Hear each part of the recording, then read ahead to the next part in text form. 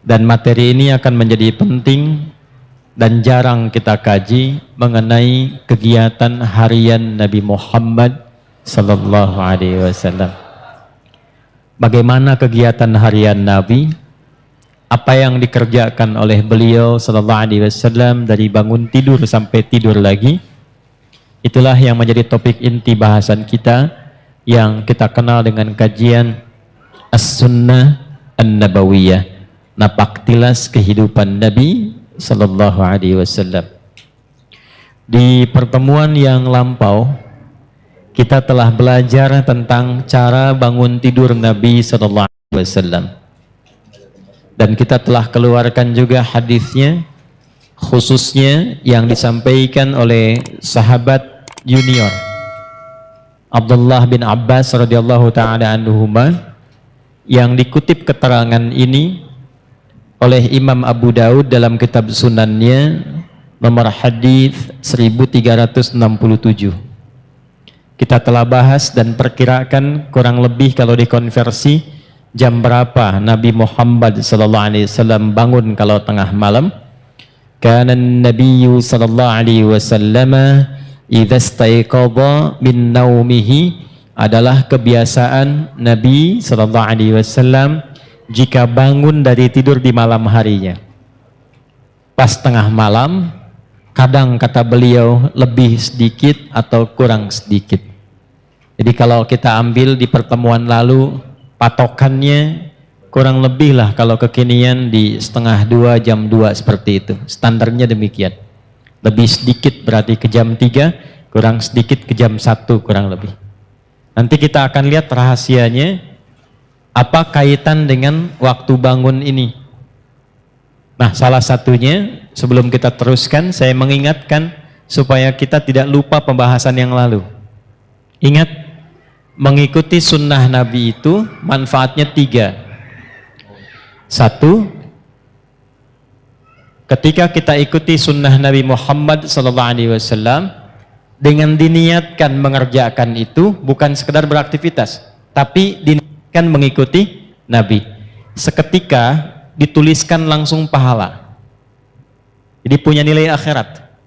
Begitu kemudian kita niatkan, saya bangun tidurnya ingin mengikuti petunjuk Rasulullah, jadi begitu bangun diikuti, dituliskan pahalanya. Di mana bangun tidur ada yang punya pahala? Pahala itu singkatnya bekal akhirat. Jadi kan pindah tempat beda bekal ya. Ini gambaran gampangnya. Tadi siang saya sampaikan di Metro.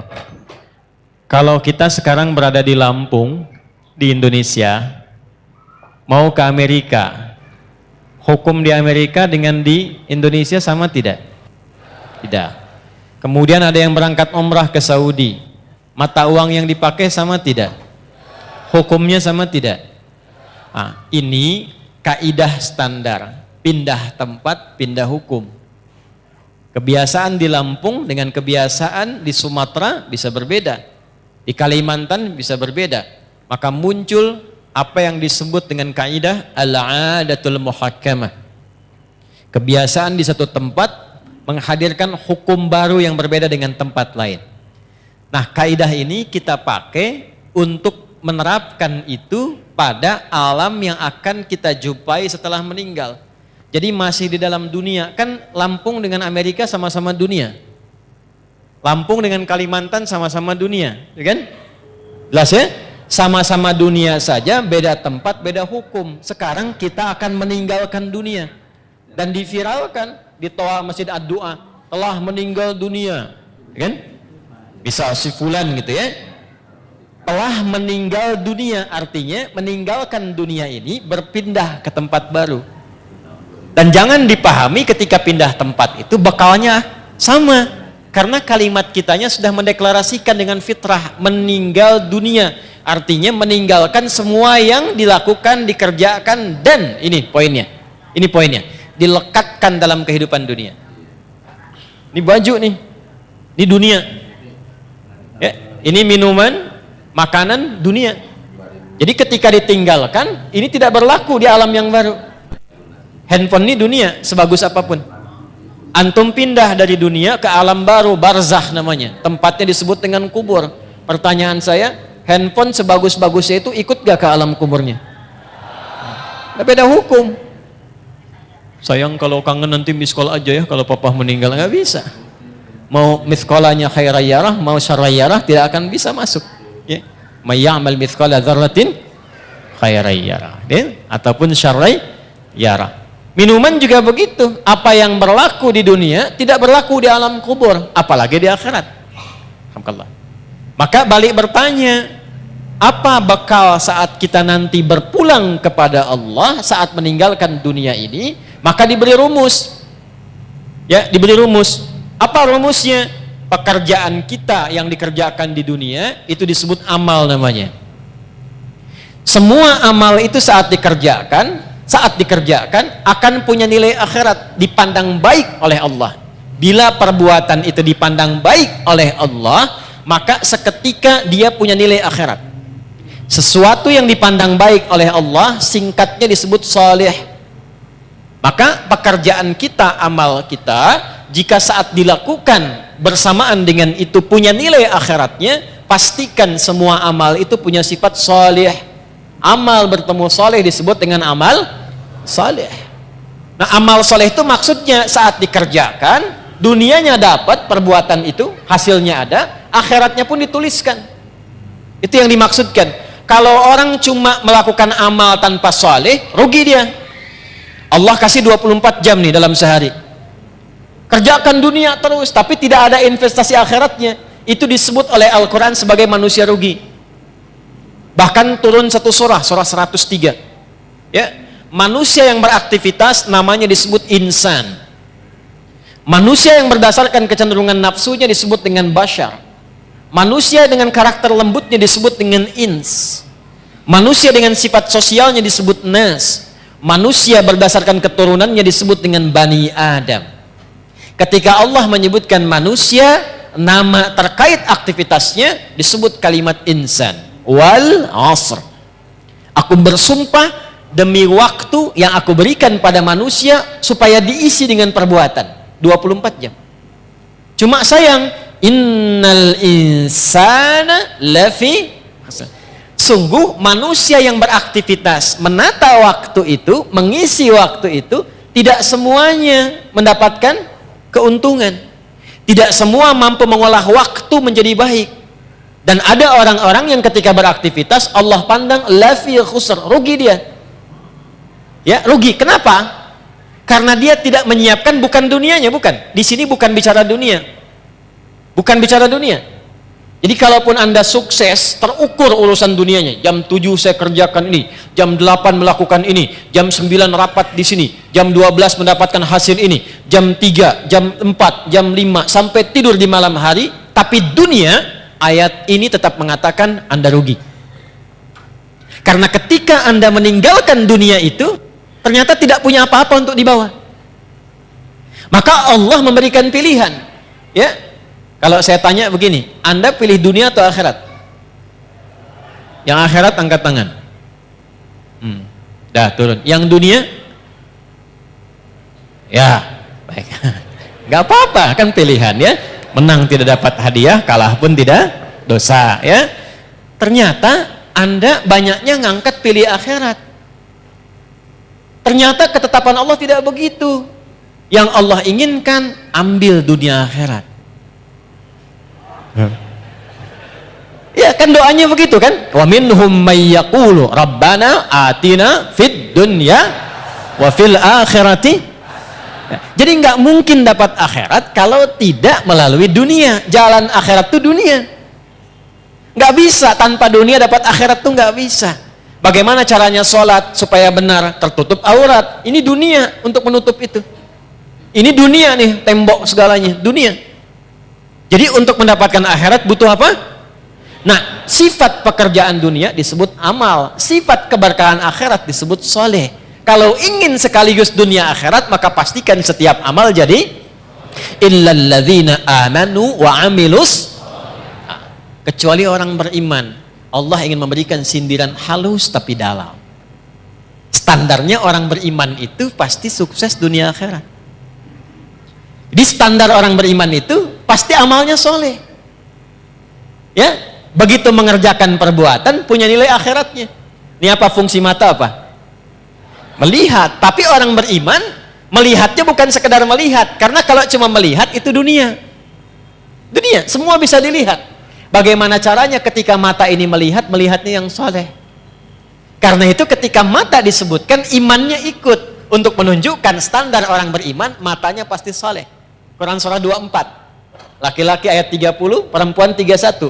Qul lil mu'minin, mata dulu sebelum iman dulu sebelum matanya.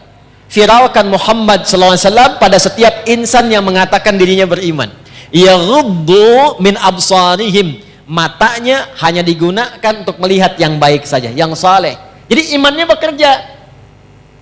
Nanti kelihatan ngeceknya. Nanti pas mau pulang, kan sendal banyak tuh di luar ya. Yang saleh itu langsung, itu sendal kamu, yang lain jangan dilihat. Nah itu mata saleh.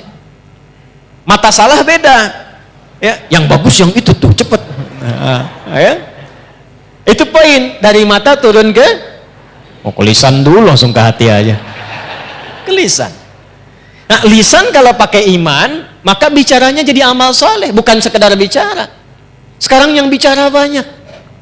Saya bingung kenapa mudah sekali mencela orang, mudah merendahkan orang. Itu bukan tipikal insan beriman. Lisan insan beriman itu standarnya. Imannya dulu baru lisannya.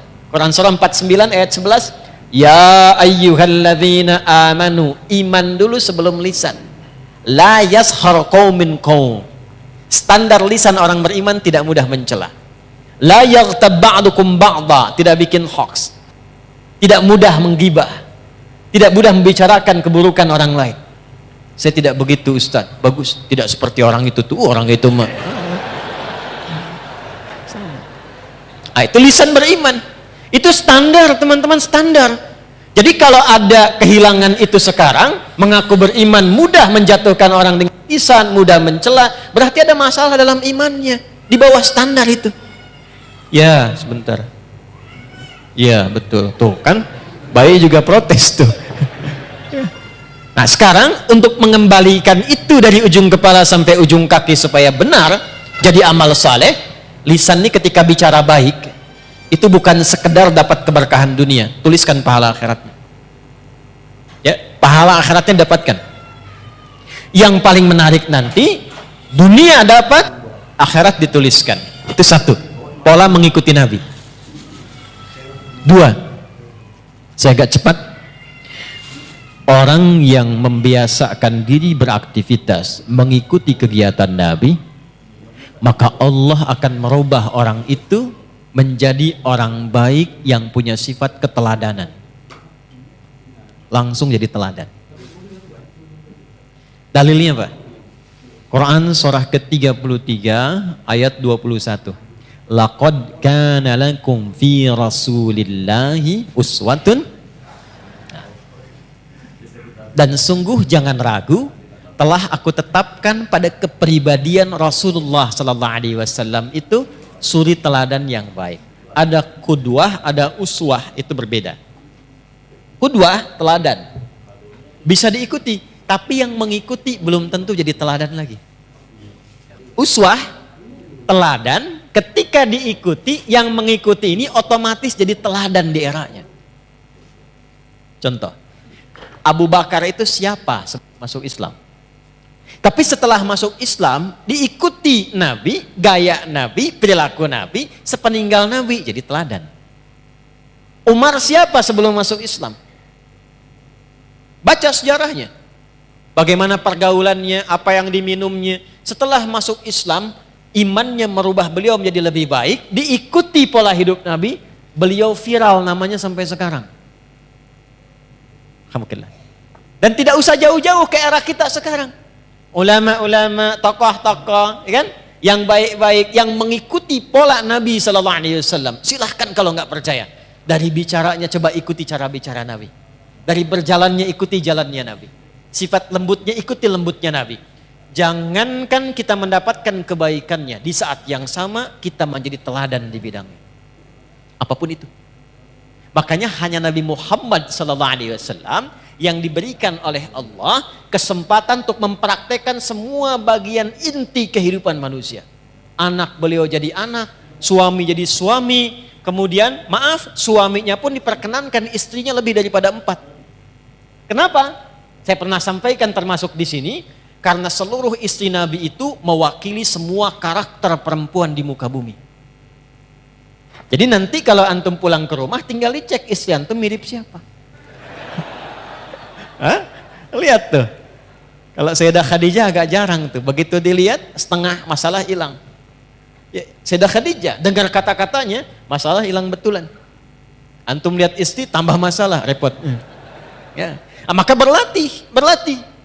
Jadi ayah, figur. Jadi kakek, figur. Jadi pemimpin, figur. Pedagang, figur. Perawat yatim, figur. Jadi tetangga, figur. Tetangga Nabi. Sekarang tetangga masa gitu. Ya. Dulu semua jadi contoh. Nah ini poin. Yang telah kepada orang itu. Turun cinta Allah. Ini yang mahal. Jadi di antara amalan yang cepat mendapatkan cinta Allah itu salah satu amalan yang intinya mencoba meneladani keutamaan Rasulullah SAW. Itu begitu dikerjakan, walaupun mungkin awalannya sederhana, tapi kita sedang mencoba mendapatkan cinta Allah Subhanahu Wa Taala. Apa dalilnya? Quran surah ketiga Ali Imran di ayat ke-31. Qul in kuntum tuhibbunallaha fattabi'uni yuhibbukumullah. Katakan Muhammad, viralkan kepada umatmu, siapa yang serius mencintai Allah, buktikan cintanya dengan mengikuti petunjuk Nabi Muhammad SAW. Ikuti kebiasaannya. Bukan hanya sholatnya, awas. Sholatnya seperti sholat Nabi, bagus. Akhlaknya kayak Nabi enggak? Jangan sampai sholatnya ritual diikuti, tapi hikmah sholatnya enggak dipraktekkan. Inna sholata tanha anil fakhsya. Katanya sholatnya pakai dalil, tapi lisannya fahsya, manfaat sholatnya nggak ada. Tangannya mungkar, manfaat sholatnya nggak ada. Itu poinnya. Jadi semua aspek bagian kehidupan kita ketika diikutkan mengikuti Nabi, bukan hanya sholatnya, tidurnya, jalannya, berpakaiannya, bahkan mau masuk toiletnya, keluar toiletnya, saat yang sama Allah menurunkan cintanya. Kalau sudah cinta Allah diturunkan, maka semua akses dibuka, semua salah ditutup. Dosa diampuni, wa yaghfir lakum dzunubakum. Diampuni dosa itu artinya dijaga hidup kita dari perbuatan-perbuatan salah, apapun pekerjaan kita selama hidup. Jelas sampai sini? Paham? Nah, pertemuan lalu kita sudah belajar tentang cara bangun tidurnya Nabi SAW. Maksud saya, evaluasi dulu sebelum kita melanjutkan pada pembahasan berikutnya. Sampai detik ini Anda datang di tempat ini, berapa dari bagian yang sudah saya jelaskan yang sudah kita amalkan? Ya, kana Nabi sallallahu alaihi wasallam, saya bacakan lagi hadisnya, atau kama qala, adalah kebiasaan Nabi sallallahu alaihi wasallam. Idza staiqadha min naumihi, kalau beliau bangun dari tidurnya, fajalasa, maka beliau duduk terlebih dahulu. Ya, secara medis ini bagus. Sesuai. Jadi jangan langsung bangun, langsung lari ke kamar mandi, ya, sempoyongan jatuh antum. Ya, duduk dulu tenang. Tapi niatkan bukan sekedar duduk, bukan karena medis mengatakan itu baik, bukan. Karena Nabi ngasih contoh. Itu poinnya. Kemudian, wa masaha biyadihi min athari naumi. Dia gunakan bagian tangannya yang bersih untuk menghilangkan bekas ngantuknya. Jadi walaupun bangunnya 1:30, duduk dulu. Kan dalam duduk itu yang tenang kadang-kadang kan masih begini, ya. Apa bahasa Jepangnya? Nundutan, gitu ya. Ya, kadang kan masih begini kan, begitu sadar udah jam 2. Dan itu belum sadar penuh. Jadi bukan langsung baca doa. Doa itu dipanjatkan dalam keadaan sadar. Bukan masih ngantuk. Maka sunnah yang kedua, hilangkan dulu bekas ngantuknya dengan tangan yang diduga bersih. Jelas? Baru setelah itu, faqara'a khawatima Ali Imran. Membacakan 11 ayat terakhir surah Ali Imran. Ya, baca di situ, dibacakan dengan lisan, difahami dengan pikiran, diniatkan dengan hati untuk mengamalkan. Kita sudah bahas di pertemuan lalu, intinya menyusun kurikulum hidup di hari itu, dunia sampai akhiratnya. Kan spiritnya begitu ya? Bagi yang baru bergabung, lihat lagi episode yang sebelumnya. Jadi nggak ada orang Islam bangun tidur yang nggak punya agenda, nggak ada begitu. Standar orang Islam itu bangun sudah punya agenda, hari itu mau ngapain. Bangun tidur apa yang mau saya kerjakan. Jam 5 apa yang saya lakukan. Nanti subuh jamaah di mana, zuhur jamaah di mana, asar jamaah di mana, meeting jam berapa, bagaimana ngatur cara rapat itu yang tidak bertabrakan dengan waktu sholat. Bagaimana ngatur pekerjaan yang nanti dalam saat yang bersamaan masih bisa murajaah, misal. Diatur. Orang Islam tuh begitu. Makanya dibikin formatnya dengan nama-nama waktu sholat. Begitu bangun ketemu subuh. Setelah itu kan dari kata asbah yang sudah siap dengan rencana. Was-subhi idza tanaffas. Quran surah 81 ayat 18. Dan aku bersumpah demi waktu subuh kalau sudah tiba bersamaan dengan nafas yang keluar yang baru itu agenda kita sudah tersusun. Cek di pertengahan siang, siang itu nahar, tapi zuhur. Zuhur itu dari kata idhar, jelas terang. Sudah jelas belum hasilnya? Jadi ibadah enggak? Atau cuma dunia saja? Evaluasi lagi. Kalau masih ada yang sulit, datang ke masjid, sholat, minta kemudahan. Kalau cuma dunia, tobat, datang ke masjid, dapatkan cinta Allah. Maka muncullah kemudian asar. Ingatkan, jangan sampai rugi. Karena sebentar lagi juga, kalau bukan meninggalkan dunia duluan, dunia meninggalkan kita. Maka diperlihatkan maghrib. Lihat ke alam tuh. Alam saja tidak selamanya terang. Pasti akan gelap. Lalu ujungnya adalah isya. Dari kata asya, pencarian ma'isyah, sibuk. Kalau turun ke kasrah, isya, sesibuk-sibuknya pasti akan selesai juga. Jadi kalau dengar adzan isya, Allahu Akbar, itu rasanya beda dengan maghrib.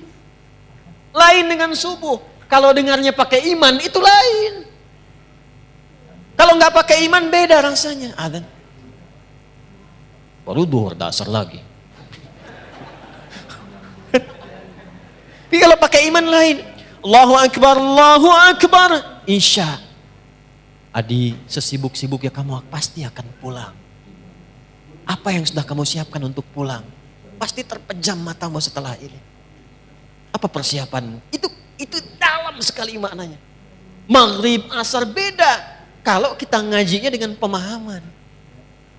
Tapi kalau ngajinya tidak dengan argumen hanya sentimen saja, kadang kita hanya memenuhi, kadang hanya memenuhi sebagian. Allahu Akbar, kecilin tuh toanya. Udah kecil Pak, cuman mic-nya aja yang kencang. Paham ya? Nah itu poinnya. Nah jadi apa yang kita bahas di pertemuan lalu seharusnya sampai sekarang diwujudkan oleh kita. Tidak ada kita bangun dari tidur kecuali kita punya program yang terukur. Sampai pulang. Innaka la tukhliful mi'ad, sampai pastajab, sampai istiqomah di ayat ke-200-nya. Turunkan, kan pernah saya sampaikan. Kalau mau bikin kurikulum, turunkan dulu surganya. Maksud surga itu ayat-ayat surga yang berbicara tentang tujuan kita. Nih contoh, surga kan ada 8 tingkatannya. Dari 8 itu, antum mau masuk dari yang mana? Dulu sahabat begitu. Nanti baru jadi profesi. Contoh begini nih. Yang pengen masuk surga Firdaus misalnya angkat tangan. Angkat aja nggak apa-apa ya, namanya berharap kan. Dah, bagus. Dah, ngangkatnya begini aja, nggak usah begini, nggak usah. Gini. Dah, awas jangan bawa-bawa politik ke sini, kita lagi ngaji, ya. Keluar. Nggak boleh, gini. Dah, yang pengen masuk surga Aden siapa? Baik. Pertanyaan saya bukan itu. Tahu nggak kurikulumnya apa? Tuh. Pengen masuk surga Firdaus, amalannya apa? Sifatnya apa? Nah caranya begini, sahabat tuh diajarin Nabi begini. Kamu pengen ke Firdaus, turunkanlah karakteristik surga Firdaus, amalannya apa?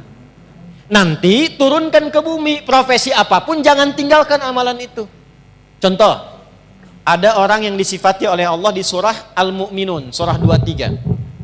Ayat 9 sampai 11-nya itu dengan para penghuni surga Firdaus yang sedang berpetualang di bumi. Ada ciri-cirinya. Ulaika humul warithun alladzina yarithuna al-firdausa hum fiha khalidun.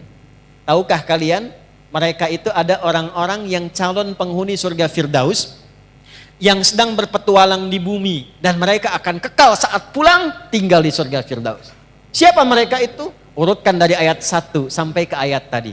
Qad aflahal mu'minun alladzina hum fi salatihim khashi'un. Urutkan. Walladzina hum 'anil lagwi mu'ridun. Walladzina hum lizzakati.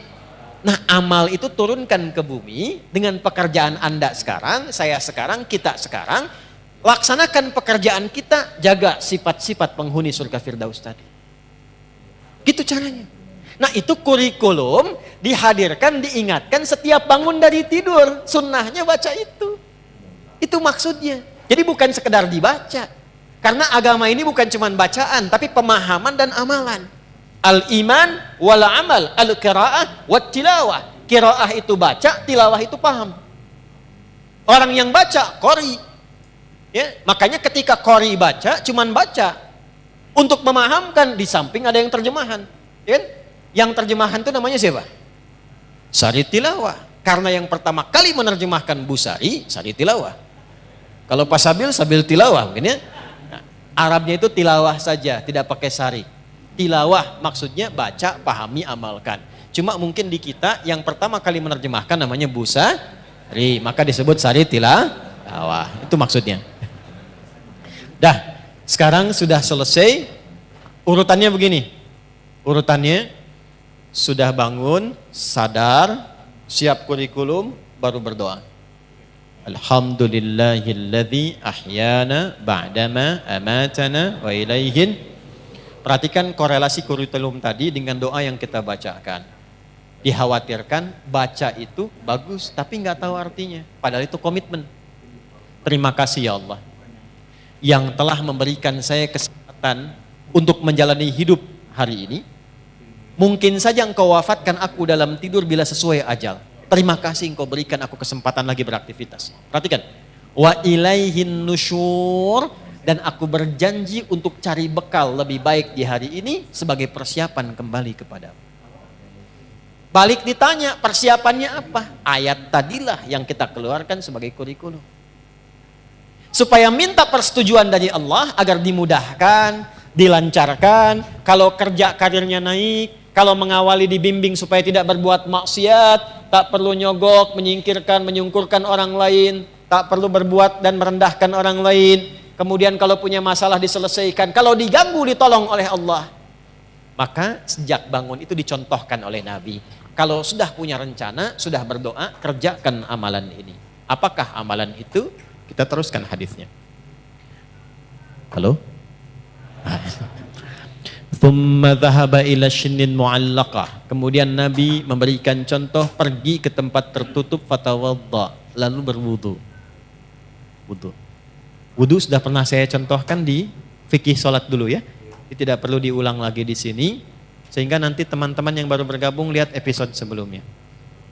Ada tambahan yang suami istri sudah bergaul kemudian mandi terlebih dahulu. Dan saya sudah bikin video khusus tentang mandi janabah. Ya, bahkan saya praktekkan masih pakai baju tuh bersih dengan air itu ya. Silakan dicek, itu sudah saya tunjukkan. Sekarang amalan apa setelah wudhu itu yang saat kita mengamalkannya dibawalah kurikulum tadi, dimintakan kepada Allah kemudahan dan segalanya. Yang hebat saat itu dikerjakan langsung Allah jamin 4 hal yang tidak diberikan kepada orang bahkan muslim, bahkan orang beriman, mengerjakan sholat 5 kali dalam sehari, menunaikan zakat, mengerjakan umrah, melakukan haji, rajin puasa, tapi tidak mengerjakan amalan ini, tidak mendapatkan 4 keutamaan ini.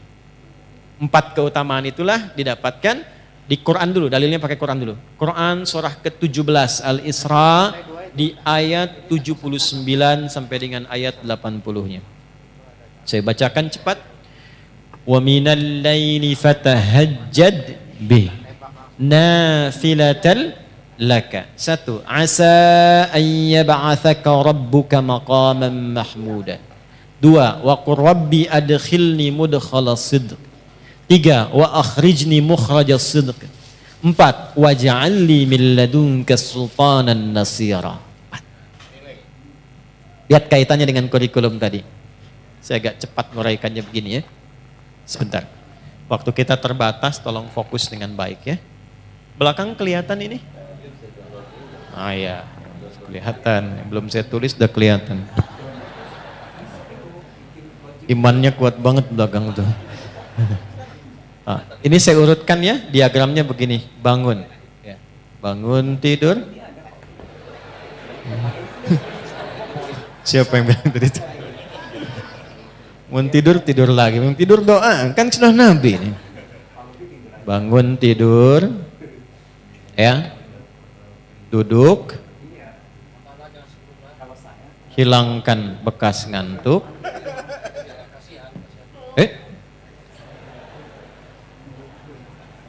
Hilangkan bekas kantuk. Kemudian setelah itu siapkan kurikulum. Ini dibaca tuh begini. Ada di ilmu psikologi, kalau kita ingin menguatkan diri itu, katakan dengan lisan kita. Katakan, supaya makin kuat. Itu ilmunya dipakai diantaranya oleh Korea untuk menyusul Jepang. Di Korea itu anak-anak kecil dulu yang dari TK-TK itu, kalau mau masuk sekolah atau bikin sesuatu, dia katakan harus lebih dari Jepang, harus lebih dari Jepang.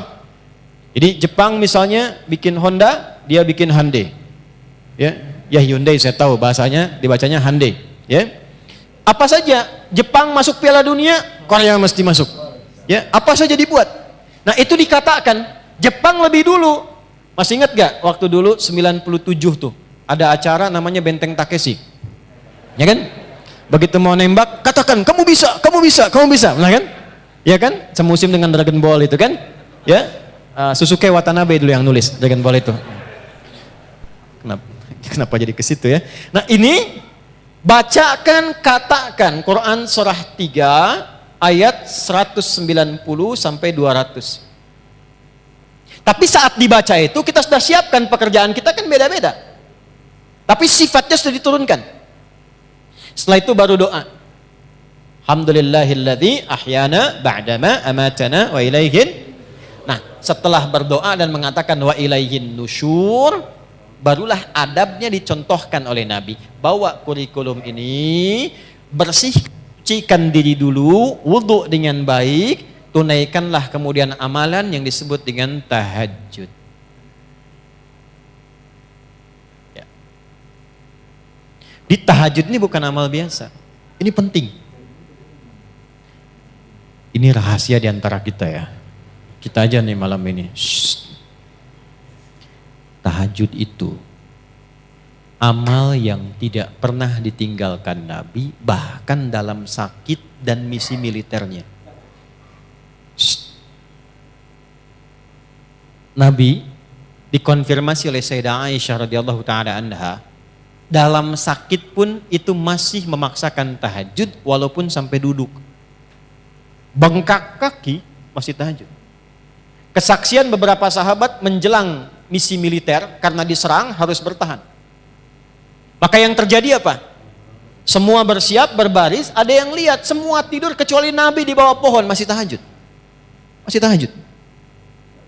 Ulama kemudian meriset, dicari apa sebetulnya pentingnya tahajud ini sampai Nabi itu ngasih contoh. Sampai nanti ada komen dari sahabat-sahabat terdekat Nabi, bahasa kitanya begini, kalau kita masih mampu jangan tinggallah kemudian. Apa keistimewaan tahajud ini? Pentingnya apa? Di Islam itu runtut semuanya.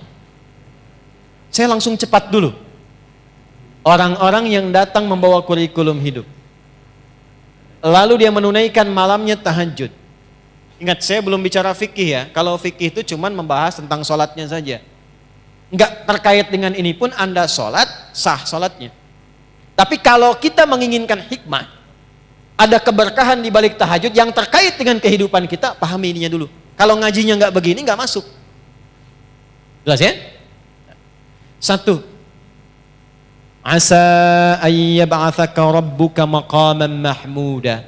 Orang yang konsisten, ingat konsisten. Ya, bukan malam ini tahajud, besok tidak. Besoknya tahajud, besoknya tidak. Kenapa kamu begitu? Ah, saya melihat ada puasa Daud, mungkin ada tahajud Daud juga gitu kan. Itu tidak demikian. Dia jaga tiap malam, maka 1, Allah akan angkat derajatnya. Kalau di dunia itu karirnya atau pekerjaannya, kalau di akhirat itu tingkatan surganya. Maqaman mahmuda, di tempat terbaik yang orang pun semua memahami dia memang layak. Contoh, karir. Ada orang pengen dapat jabatan nyogok? Ada yang menyuap? Ada nggak orang sudah dapat jabatan tapi orang lain nyoal? Dia nggak layak di situ, ada? Amalan ini membimbing pelakunya, apapun pekerjaannya, diangkat oleh Allah ke tempat tertinggi dan orang semua paham, pantas memang dia ada di situ. Satu. Jelas? Dan dua, ini yang menarik. Wa qur rabbi adkhilni mudkhala sidqin. Perintah dari Allah, katakan, Rabbi adkhilni mudkhala sidqin. Ya Allah, bimbing hamba mengawali aktivitas ini dalam bimbinganmu dengan cara yang terbaik. Orang yang rajin tahajud, pekerjaannya dibimbing Allah. Insya Allah. Ya. Ada orang skripsi dibimbing dosen pinter banget. Rumah tangga dibimbing. Seakan-akan gak punya masalah. Begitu ada masalah, di tiap masalah. Bukan gak punya masalah. Kadang-kadang masalahnya banyak, sama. Antum jangan kira seorang kiai, ustadz kayak saya gak punya masalah. Banyak masalah. Apa gak banyak tuh? Ya. Kalau kita tidak mendekat kepada Allah, tidak bangun komunikasi, tidak tersambung, gak mudah. Gak mudah. Jadi kiai itu gak mudah. Gak bisa pensiun. Ya. Gak boleh menyembunyikan ilmu. Ngajar gak boleh cari dunia. Gak boleh saya mikirin amplop. Doa-doa besar nih, kalau tebal itu sahih. Kalau tipis, dhaif. Tipis tapi banyak, sahih li ghairihi. Gak ada. Gak boleh bicara tarif, gak boleh minta-minta begitu, ikhlas kalau mengajar. Jangan menyembunyikan. Yang paling repot tuh begini, kalau disampaikan ente ngamalkan. Jadi kalau saya misalnya sekarang pandai nasihati, tidak mengamalkan, itu dicela oleh Allah. Afala ta'qilun? Otak kamu di mana, kata Allah. Dan gak bisa pensiun. Itu kalau gak bangun komunikasi, tersambung dengan Allah dengan cara yang baik, tidak mudah. Yang keempat, waj'alli min ladunka sultanan nasyira. Dilindungi oleh Allah. Allah langsung yang lindungi. Bisnis jangan dikira teman-teman itu berjalan begitu saja. Ada persaingan. Kadang-kadang Anda yang pasang tender begitu dapat, orang lain yang ngambil. Ada begitu? Ada. Al-Baqarah 155 isyaratnya. Ada yang tiba-tiba dijegal, ada yang tiba-tiba begini begitu. Ini dekati amalannya. Jadi begitu kita menunaikan tahajud, bukan persoalan detilkan sekarang, bukan. Kurikulum kita apa nih kegiatannya? Antum pekerjaan apa? Di kebun? Di sawah? Bertani? Berkantor? Jualan? Dagang? Ini kan kurikulumnya. Susun sampai akhirat, tunaikan tahajud, minta sama Allah dalam sujud. Karena itu di Al-Insan ayat ke-26 dikonfirmasi di ujungnya, wasabbihu lailan tawila. Sujud, tasbih, minta yang panjang supaya kurikulum yang disusun ini dimudahkan oleh Allah dengan 4 sifat ini. Kalau belum sanggup bangun, ya Allah, itu disindir lagi di Quran surah 73 itu. Ya ayyuhal muzammil, duhai yang sedang enak pakai selimut. Qumil laila illa qalila. Kamu pengen lancar, pengen senang, pengen mudah, pengen bahagia, tapi kamu jauh dariku. Aku aja dibegitukan. Tuh. Nisfahu awi qusbinhu qalila. Gak usah panjang-panjang. Ini manhaj nanti. Begini cara menunaikannya. Sedikit aja, walau 2 rakaat. Walau witirnya 1 rakaat. Tunaikan dengan ikhlas. Bacakan surat Al-Ikhlas kalau terasa panjang. Misalnya, yang paling menarik tuh begini. Lihat poinnya, lihat poinnya. Ini yang paling menarik. Allahu Akbar. Innalaka fin nahari sabahan tawila. Kamu ini menarik, kata Allah. Siangnya sibuk cari dunia, malamnya terlelap dengan selimut. Cita-cita masuk surga, amalan belum cukup. Bangun dong, tuh, bangun. Jadi kalau ditanya apa manfaat tahajud dan apa hubungannya dengan doa saat bangun tidur, ini korelasinya. Nah, sekarang mohon izin kita